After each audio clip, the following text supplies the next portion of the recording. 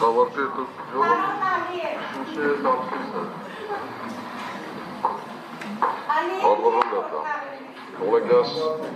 հանրամասը ներկայացրեց հանրադարձար նաև մեղադրող կողմի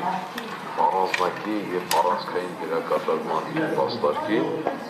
պատորժն դատա, երբ որ Բագրատ Սրբազանը ձերբակալվեց, այնուհետև կալանավորվեց, երբ որ Բագրատ Սրբազանը ձերբակալվեց և կալանավորվեց, այդ օրերին ես հարցազրույցով նշեցի, որ բացի քաղաքական դերակատարին մեկուսացնելուց, բացի հանրությանը շեղելուց, որ հետո պարզվեց ինչ էր կատարվել այդ ամսին, տրիպի հետ կապված եւ այլն, բացի հանրությանը շեղելուց, նաև մեկուսացնում են առանձնակի դերակատարում ունեցող այն անձին, որը կարող մասնակից լիներ պայքարին հայ առաքելական եկեղեցու դեմ արշավի ժամանակ։ Այդ ժամանակ Բագրատ Սրբազանը առանձնակի դերակատարում կունենար այն տխուր իրավիճակի պարագայում, ինչին որ մենք այսօր առաջ գնանք։ Այո, պատվարժան դատան, մենք գտնում ենք, որ Բագրատ Սրբազանին մեկուսացնելով սկսվեց այս ամոթալի արշավ։ Ամոթալի արշավը,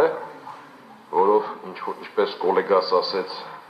ես էլ եմ հուսով, որ վաղ թե ուշ այս արշավին մասնակցած հանցավոր գործողություններ կատարած մարդիկ քրեական պատասխանատվության են ենթարկվելու օրենքի ողջ խստությամբ։ Նաև վստահ եմ, որ պատմության աղբամանում են հայտնվելու շատ գործիչներ, որոնք այս ժամանակահատվածում այս քայլերն են արել։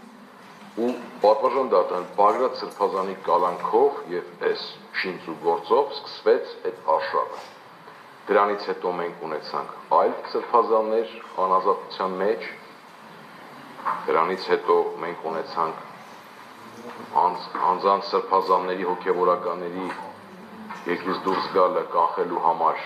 ժողովին չմասնակցելու համար այլ քրեական շինծու գործեր, ու այսօր այդ մարդկանց թիվը, այդ հոգևորականների թիվը, որոնց վերաբերյալ կան այդպիսի վարույթներ, հասել է 11-ի։ Սա մեր ցավն է, մեր բոլորի ամոթն է, որ մենք այս օրերին ենք ապրում։ Պատվարժան դատան, այո, մենք չենք միջնորդում որևէ այլ ընտրանքային հապարում, որովհետև մենք գտնում ենք, որ Բագրատ Սրբազանը այս շինծու քրեական գործի պարագայում չպետք է լինի անազատության մեջ, ու որևէ սրբազան հոգևորական չպետք է լինի այսօր անազատության մեջ։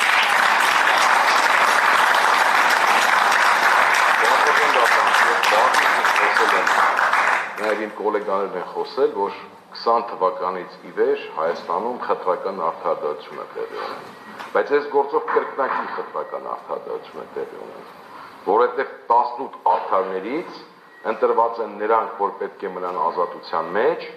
որոնք քաղաքական որոշակի դերակատարում ունեն, նույն Արտուրը Սարգսյան, նույն Իգորը։ Մենք հասկանում ենք, որ այստեղ կրկնակի խտրականություն է։ Ճիշտ է, բոլորն են այստեղ արդար, բոլոր 18-ը։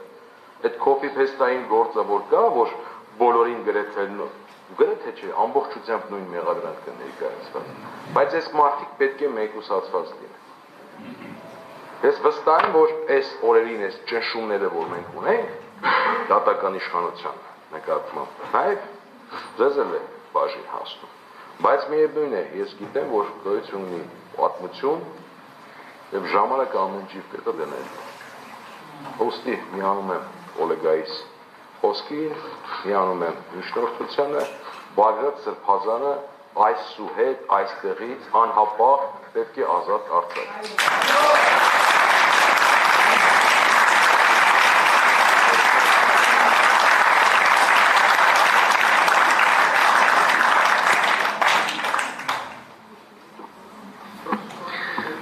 Հարգելի դատարան, անդրադառնալով Բագրատ Սրբազանի կալանքի ժամկետը 3 ամսով ևս երկարացնելու մեղադրողի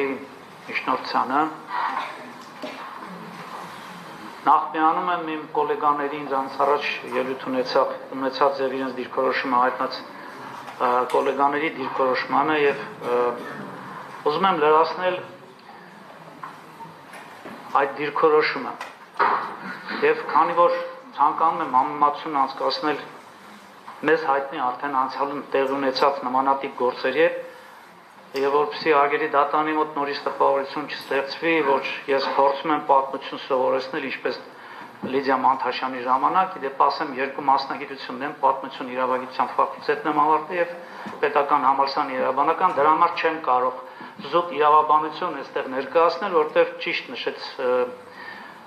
իմ գոլեգան Խոդոյանը, որ բացի իրավականից նաև արկա է քաղաքական մոտեցում։ Տեսեք, պատմությանը երբ նայում եք Սովետ միության ժամանակ հանրայդ Վիշինսկի կար, որը մարդկանց դատում էր տրոյկայի միջոցով։ 3 հոգի ցուցմունքտային բավական էր մարդուն դատել։ Ի վնաս այդ մարդու հիմքերն չեն նայում։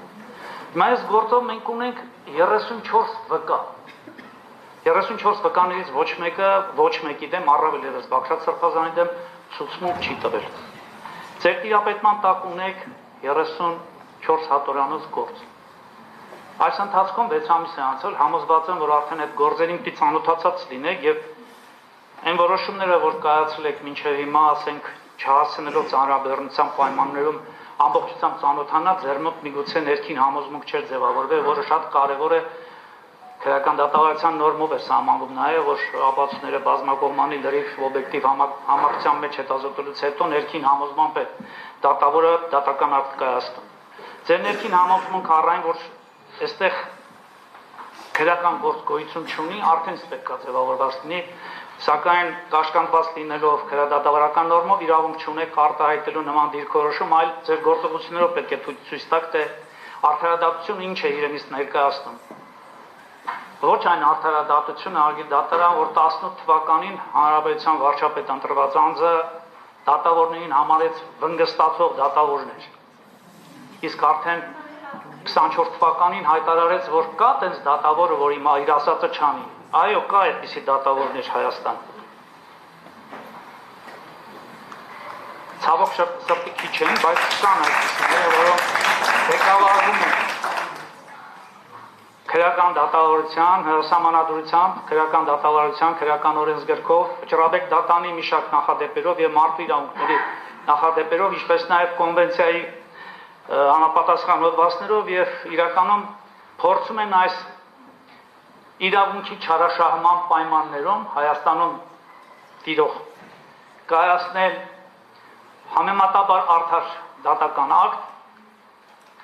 ինչն է պատճառը համեմատաբար, ինչպես նշեց իմ գոլեգա Խոդոյանը, դատարաններում քննության առարկա չի դարձել ամբողջ ապացույցները խեղաթյուրված այլ քննությանը ներկայացվել են խեղաթյուրված կեղծված ապացույցները, որոնցով կաշկանդված լինելով թե Արարատյանի դատավորը հանձինս ձեզ եւ թե վերաքննիչ կամ Վճռաբեկ դատարանները դրանց մասով են կարողացել որոշակի դիրքորոշում հայտնել, սակայն այսօր արդեն արգի դատարան, եթե վերաքննիչ Վճռաբեկ դատարաններին հայտնի չի այդ ամբողջական իրավիճակը այս քրեական գործով հանցակազմի առկայության կամ բացակայության մասին տվյալները ձեր տիրապետման տակ կան դրանք եւ համոզված եմ 6 ամսվա ընթացքում դուք ծանոթացել եք։ Առավել ևս նշեմ արգի դատարան, որ մեղադրող կողմը ներկայացրեց այն ապացույցները հետազոտման ենթակա, որոնք իբր հաստատում են այս շինծու մեղադրանքներով 18 արդարներին առաջադրած մեղսագրված արարքները։ Մեկ անգամ ևս էլ առիթ ունեցել նշել եմ, որ քրեական գործով չեն ներկայացվել ապացույցները, որոնք դրվել են բոլոր 18 արդարների մեղադրանքի հիմքում, հանձինս աստղիկների մասին խոսք գնաց, ոչ միայն աստղիկները, այլ նաև պայթուցիկ նյութեր, յուղեր, ներկեր չկան դրան, եւ նույնիսկ այդ հետազոտման ենթակա ապացույցների մեջ դրանք նույնպես չնշվեցին, սակայն շարունակում է այդ մեղադրանքի հիմքում մնալ այդ ենթադրյալ շինծու այդ ապացույցների թվարկման հանգամանքը, ինչը նաև ձեր մոտ նորից պետք է ներքին համոզմունք ձևավորեր, որ 18 արդարների հանձինս տվյալ դեպքում Բաղդադ Սրբազանի մասով առաջադրած մեղադրանքը որևէ իրավական հիմք չունի, զուրկ է այդ իրավական հիմքից։ Հիմա եթե խոսում ենք խափանման միջոցի մասին,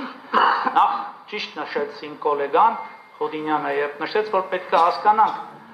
արդյոք գոյություն ունի արարք հանցակազմ պարունակող այն էլ արարք, այսինքն դեպք, որի հետ կապված առնչություն ունի, ասենք, Բաղդադ Սրբազանը եւ դրանով պայմանավորված կասկած այն որը որ կարող է երրորդ անձի մոտ, ոչ շահագրգիռ անձի մոտ առաջանալ, որ իբր Բագրատ Սրբազանը մասնակից է այդ ենթադրյալ մեղսագրված հանցավոր արարքին։ Այն պարագայում հագեդատան, որ քրեական գործերում չկան այդ թվարկված այդ շինցու մտածածին ապացույցները ինքնին արդեն հաստատում են, որ այս գործը պատվիրված գործ է եւ ունի քաղաքական հետապնդման նպատակ եւ նաեւ ինչու՞ չէ ամենաառաջնայինը որ զրկեն ազգին որոշակի ակտիվություն եւ ճանաչում ունեցող մարդկանց կողմից կազմակերպելու սահմանադրությամբ ամրագրված իրենց բողոքը բարձրացնելու հավաքների միջոցով իրազեկելու մարդկանց երկրում տիրող իրավիճակին եւ Հայաստանի սպառնող իրավիճակին այդ մարդկանցից է նաև Բագրատ Սրբազանը։ Հիշենք, որ Տավուշ հանուն հայրենիքի այդ շարժումը, որ ստեղծվեց, դա հենց այնպես չստեղծվեց։ Խոսքը գնում էր Տավուշի համապատասխան տարածքները ադրբեջանցիներին նվեր տալու մասին եւ դրա կեղծ փաստարկով, որ պատճառաբանում են, որ պատրաստվում են նաև հետադարձ ստանալ նաև հայկական հողեր, որոնք ժամանակին հանձնվել է ադրբեջանցիներին չիրականացվեց։ Այդ շարժումը ղեկավարում էր Բագրատ Սրբազանը, որ հետագայում Սրբազան շարժում վերանվանվեց եւ նաեւ իր կիզակետին հասավ 25 թվականի մայիսի 9-ին։ Մենք 24 կներեք։ Մենք անընդհատ արգեդատան անդրադառնում ենք այս փաստերին։ Ես ուզում եմ, որ դուք ոչ միայն ուղղակի լսեք այս մեր կողմից ներկայացված փաստերը, այլ նաեւ ձեր նորից անդրադառնամ ձեր ներքին համոզմունքին եւ գնահատման ենթարկեք այն հանգամանքը, որ եթե անձը կոնկրետ Բագրատ Սրբազանը, որը շուրջ 100,000 քաղաքացիներով մայիսի 9-ին եկավ Հայաստանի Հանրապետության հրապարակ, եթե օժտված լիներ այդ մտադրությամբ ահաբեկչություն իրականացնելու, իշխանությունը յուրացնելու այն մեղսագրվող արարքները, որոնք այսօր դրվել են Բագրատ Սրբազանի մեղադրման իրավական հոդվածների մեղադրման հիմքում, կիրականացվեր հենց այդ ժամանակ։ Սակայն մենք տեսանք, թե ինչ բարոյական բարձր հատկանիշ եւ նաեւ պետական պետության շարքերը, ասենք, հիմքերը չքայքայելու գործընթաց թույլ տվեց Բագրատ Սրբազանը, որ չգնաց բռնության, չգնաց ուժով իշխանությունը զավթելու եւ իրականում կարող էր այդ ուղղորդել այդ 100,000 բնակչությանը վերցնելու իշխանությունը միանշանակ հնարավոր էր, բայց նա նախընտրեց սահմանադրական կարգով պայքարելու ժողովրդի իրավունքների համար։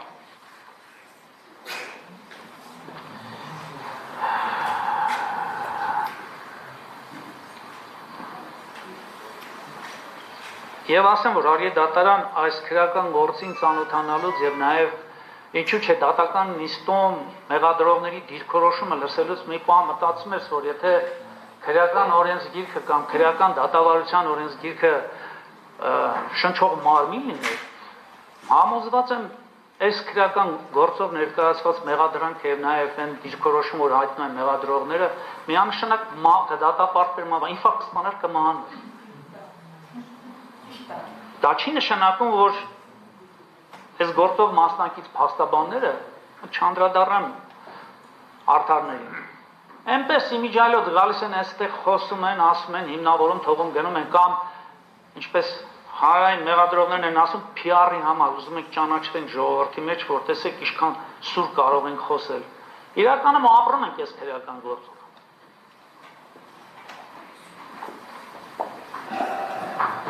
Չեմ կարող չապրել հարգելի դատարանը։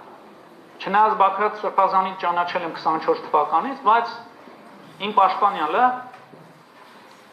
Իգոր Սարգսյանը իմ շուրջ 30 տարվա ընկերն է։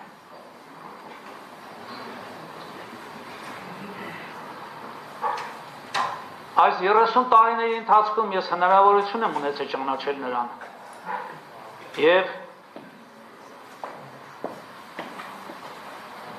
չեմ կարող իմիջայլոց գալ այս դատական նիստին, տեսնել նրան առաջադրված մեղադրանքը 2 տարվա ժամանակահատվածում Հակրատ Սրբազանին ճանաչելով, տեսնելով նրա մարդ էությունը, որպես իրենից ինչ է ներկայացնում, նրան առաջադրված մեղադրանքը եւ այս ամբողջը նաեւ մյուս արդարներին, որոնք որևիցե առնչություն չունեն իրենց մեղսագրված արարքին, եւ այս հանգամանքով պայմանավորված շարունակվի այս process-ը 3 ամիսը մեկ նորից մենք ելնենք, փորձենք հիմնավորել, որ այստեղ հանցակաց պարունակող արարք չկա, որ այս գործը կարված է, որ հատուկ պատվեր է, քաղաքական գործը անդադ նույնը կրկնելով։ Հարգելի դատարան, ես համոզված եմ, որ արդեն այս բանը ձեզ ասել, այս բոլոր փաստերը ձեզ նշելու անհրաժեշտություն չկա։ Վերջապես դուք պետք է նաև քայլ անեք դեպի արտարադատությունը։ Ցույց տաք, որ դուք այն դատավորներից չեն, որոնք որ պատվերով դատական ակտ կայացնեն, եւ առավել եւս վնգստացող դատավորներից չեն, որ դուք իրականում օժտված եք բարձր կամային հատկանիշներով, իրականում արտադատություն եք իրականացնում, ու նաեւ չեք ապրում մեկ օրով, որովհետեւ կյանք շարունակվելու է, ձեզ հիշելու են որպես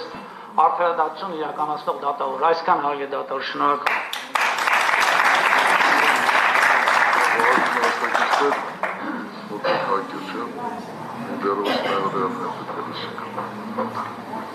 Շատ լավ,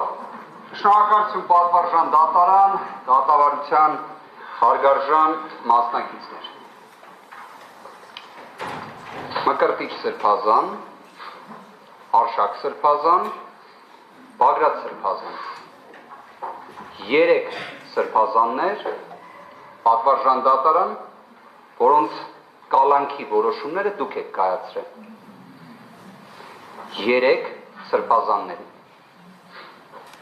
Այլ դատավորներ եւս կայացրել են։ Բայց դուք այդ որոշումները կայացրել եք, բայց մեկ այլ որոշում չեք կայացրել։ Դուք սրբազանների կալանքը վերացնելու որոշում չեք կայացրել։ Ես իդեպ վստահ եմ, որ դուք պատվարժան դատարան հայ առաքելական Սուրբ եկեղեցու հետևորդ եք։ Ես այդ հարցը ձեզ չեմ տվել, բայց ես դրա համոզմունք ունեմ։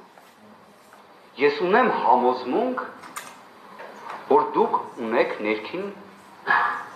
տառապանք։ Ես ունեմ համոզմունք, որ դատախազները ևս ներքին տառապանք։ Ես դրան եթե չհավատամ, ես ինքս իմ արժեհամակարգի, իմ հասարակության նկատմամբ պատկերացումների հետ հակասության մեջ կմտնեմ։ Տառապանքը մարդու համար է, այո։ Իդեպ տառապանքի մեջ գտնվող մարդիկ ունենում են ցանկություն հանդիպելու սրբազանի եւ դիմելու սրբազանին Աստված օգնական։ Իդեպ այդ բառերը ասելով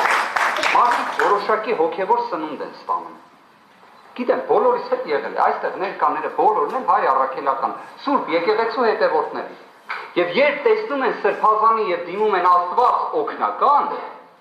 դրանով տառապանքից փորձ են անում ազատվելու, մեղմացնելու։ Պատվարժան դատարան, վստահ եմ, երբ դուք ժամանակին որոշում եք կայացրել դառնալու դատավոր, չեմ կարծում, որ երբևէ ձեր մեջ անցկացրել եք այդ հնարավոր իրավիճակը,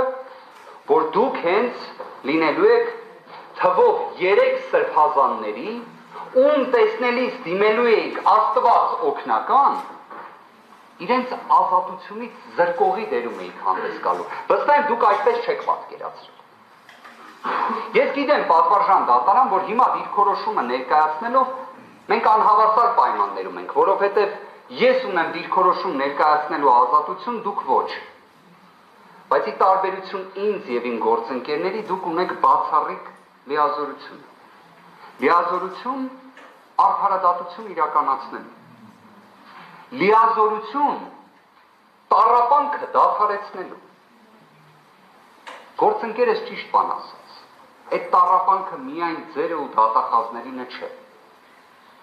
Դա իսկապես բոլորիս տառապանքն է։ Որովհետև եթե որպես իրավաբան սթափ հարց հնչեր օրինակ Սրբազանից, իդեպ կարելի ասել ինչ որ իմաստով Բագրատ Սրբազանը երևի թե մեզ համար է նաև եւ ոչ միայն իր դիրքորոշումը ձևակերպել այնպես, որ ինչ որտեղ երևի թե դատախազներին եւ դատարանին հեշտ լինի որոշում կայացնել։ Որովհետեւ եթե սթափ տիրույթում փորձում ենք դիտարկել ոնց կարող է այս գործով կալանքը լինել որպես խափաման միջոց, չենք կարող պատասխան գտնել։ Այդ ժամանակ ստիպված պետք է կասկածի տակ դնենք իրավունքն ու օրենքը։ Իսկ դրա հետևանքները կարծում եմ որևէ մեկի կողմից ընդունելի չեն լինի։ Պատվարժան դատարան, հարգարժան հանրային մեղադրողներ, այն որ իսկապես մենք սլանում ենք դեպի իրավական ժխտողականություն, դա կարծում եմ փաստ է, որտեղ մենք հիմա դիրքորոշում ենք ներկայացնում, երևի 2 տարի առաջ, որ օրինակ մեկին մեր հայրենակիցներից պայմանական, կամայականորեն որևէ մեկին պատմեինք, ասենք ուրեմն 2026 թվականի փետրվարի 19-ին լինելու ենք դատարանում, Ֆարխոյանի նախագահությամբ, խոսելու ենք նրա մասին, որ Բագրատ Սրբազանի կալանքը վերացվի, ու այդ ընթացքում էլ հայ առաքելական Սուրբ եկեղեցու առաջնորդի վեհապար հայրապետի նկատմամբ կա հարուցված քրեական հետապնդում կարգալույծ անելու թեմայով։ Այս դեպքում պատմեն, երևի կասեն Ավանի հոգեբուժարանա պետք գնալ եւ այլն եւ այլն։ Բայց հիմա սա այն իրականությունն է, որում գտնվում ենք։ Արդյոք Բագրատ Սրբազանի խափաման միջոցը փոխելով այս ապօրինությունների շղթան, քաղաքական հետապնդումների շղթան կդադարեցվի։ Ոչ պատվարժան դատարան չի դադարեցի, որտեղ սա է մեր առօրյա իրականությունը։ Բայց դուք պարտավոր եք այս կալանքը վերացնել։ Դուք պարտավոր եք ուղղել։ Իսկ անկախ նմանություն ստացի Բագրատ Սրբազանը հորին հարազանքով Սրբազան։ Այդ պարտականությունը դուք ունեք, դուք եք վարույթ իրականացնողը, դուք եք պարտավոր նվազագույնի սկզբունքով առաջնորդվել։ Իհարկե այս դեպքում ճիշտ են ասում գործընկերներս, այստեղ նվազագույնի սկզբունքի անհրաժեշտությունն էլ որպես այդպեսին չկա, որտեղ հիմնավոր կասկած չկա, պայման չկա, գործ չկա, այդ բոլորս գիտենք, բայց դուք այսպես թե այնպես ունեք պարտականություն կալանքը վերացնել։ Որոշակի իմաստով մեր հանրության համար էլ որ բարձ լինի, քանի որ դատախազը շատ կարճ անդրադարձ կատարեց։ Վերաքննիչ քրեական դատարանը ավելի մարդկային լեզվով ասած այս 6 ամսվա ընթացքում մի քանի դատական ակտերով առանձնացնեմ դատավոր Պապոյանի եւ Ռշտունու որոշումները, ձեզ են դիմում պատվարժան դատարան, մեզ չեն դիմում ոչ էլ դատախազներին։ Պապոյանի կողմից 2 ռիսկերից մեկի մասով խոչընդոտելու ռիսկի ընդգծվեց, որ քանի որ դրանք գաղտնալսումներ են առավելապես եւ այլն, դրանց միջամտելու հնարավորություն չկա, բայց կա դեռևս նոր անցանք կատարելու ռիսկի հետ կապված որոշակի մտահոգություն։ Հիմա Ռշտունին էլ ասեց նոր անցանք կատարելու մտահոգությունը այն աստիճան ցածր է, որ փաստացի գոյություն չունի։ Դրան ինչ է հաջորդում։ Առաջին ատյանի դատարանի կողմից խափաման միջոցի վերանայում։ Այսինքն ինչ որ իմաստով երևի թե վերաքննիչ դատարանը ցանկացել է, որ Բագրատ Սրբազանի խափաման միջոցը վերացվի հենց դատավոր Ֆարխոյանի կողմից։ Միգուցե նաև հենց նրա համար, որ դատավոր Ֆարխոյանը բացառապես կալանավորել է սրբազանների, բայց որևէ սրբազանի կալանք չի վերացրել։ Միգուցե հենց սա է ճակատագրի, տրամաբանության, ողջամտության հուշումը։ Այս գործով իհարկե աստղերի մասին խոսում են այլ իմաստով, բայց միգուցե իսկապես պատվարժան դատարան։ Սա ուրիշ աստղերի դասավորումն է։ Նենց է դասավորվել այդ ամենը, որ դուք պետք է վերացնեք։ Ես օրինակ այդպես եմ այս ամենը տեսնում։ Իդեպ վստահ եմ, դուք իմ հետ համակարգ։ Դա կարծեք թե որ, դա ձեր դատական արդյունք երևա թե ոչ, բայց համոզված եմ դրան։ Նվազագույնի սկզբունքը դա պարտադիր պահանջ է պատվարժան դատարան։ Եթե նայում ենք այն տրամաբանության, որ իբրև գործը դեռևս գտնվում է նախնական դատալսումների փուլում, պատվարժան դատարան դրան էլ լուծում կա։ Եթե գտնվում ենք դեռ նախնական դատալսումների փուլում ու դա որպես պատճառաբանություն է վկայակոչվում կալանքը չփոփոխելու համար, ուրեմն ես հենց ակնկալում եմ, որ դատախազները պետք է ձեզ բացառք հայտնեն։ Որտեղ նշանակում է դուք ջանասիրությունը տապալել եք այս գործով։ Այսինքն 6 ամսվա ընթացքում գտնվում ենք նախնական դատալսումների փուլում, դատախազները դա վկայակոչեն խափաման միջոցի, ուրեմն ձեզ պետք է բացառք հայտնեն։ Սահմանադրական դատանի որոշումը դրա մասին չէր, որ դատարանը ինքը գտնվելով դատաքննության փուլում պետք է ջանասիրությունը հենց ինքը իր կողմից գնահատի։ Բայց եթե դուք դա եք վկայակոչում որպես կալանքի չփոփոխելու հիմք, բացառք հայտնեք դատավորին։ Կամ պատվարժան դատարանը դուք ինքներդ սեփական նախաձեռնությամբ կարող եք բացառք հայտնել, ասել ես կալանքը չեմ փոխում, բայց որովհետև ես ստացվում է նախնական դատալսումների փուլում եմ դեռ 6 ամսվա ընթացքում։ Եթե դա է պատճառը, բացառք հայտնեք։